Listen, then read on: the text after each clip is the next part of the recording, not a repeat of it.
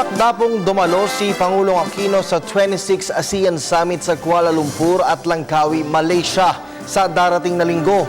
Ayon po sa DFA, isusulong ng Pilipinas ang pagkakaroon ng binding agreement sa ASEAN Code of Conduct on the South China Sea. Magkakaroon din ito ng 7 pulong o magkakaroon din po ng 7 pulong si Pangulong Aquino sa naturang summit. Ang detalye sa ulat ng aming kasamang si Rocky Ignacio mula sa Malacanang Live.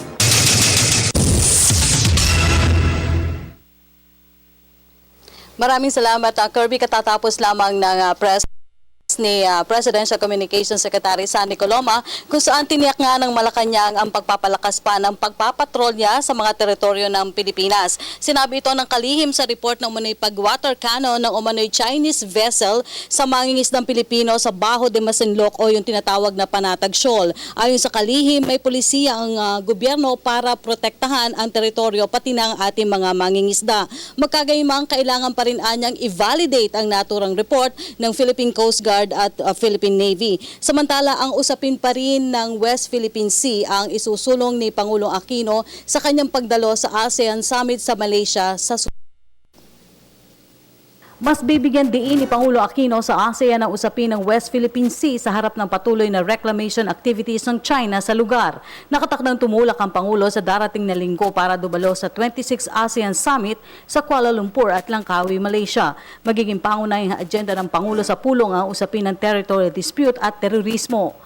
This time, the issues that the President will raise will be more than what he raised during the last summit.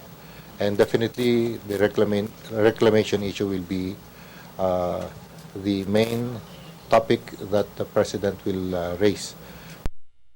The agenda item of the retreat on discussions of regional and international issues. Git pa ni Cruz, layunin nito na magkaroon ng kolektibong pananaw sa usapin mula sa iba pang member economies, partikular na mula sa 4 na claimant countries ang Malaysia, Brunei, Vietnam at Pilipinas. Bagamat hindi pa pinal ang pulong ng Pangulo sa leader ng Vietnam, tiyak na magiging bahagi ng pulong ang West Philippine Sea.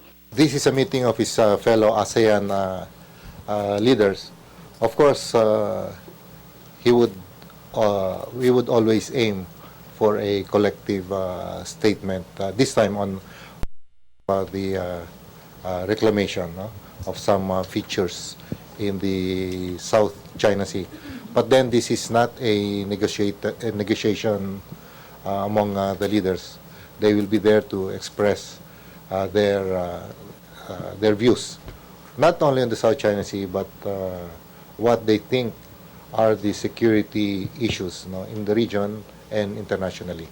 Kasunod nito, asahan pa rin ang patuloy na pagsusulong ng Pilipinas sa pagkakaroon ng binding agreement sa ASEAN Code of Conduct on the South China Sea. Nauna nang kinilala ng Pangulo ang pagkilala ng G7 kasama ng Amerika na dapat maresolba ang usapin ng paraan dahil sa problema na ito ng mundo. 40% ng daloy ng kalakalan ay dumaraan sa West Philippine Sea. But there are various ways of doing this, which I am not at liberty to discuss at this point in time. But let me say that we are pursuing other tracks with China. Of course, what is official is that we have submitted this issue before the International Tribunal, because we wanted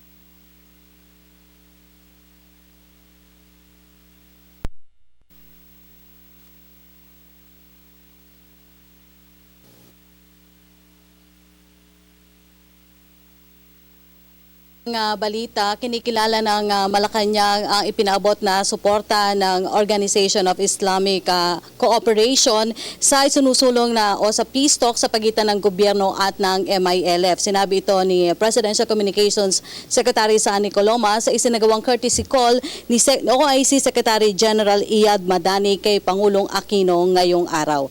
At yan po ang ating pag-uulat mula dito sa Malacanang. Sa tulong ng RTVM, ako po si Rocky Ignacio para sa Telebisyon ng Bayan. Maraming salamat sa iyo, Rock.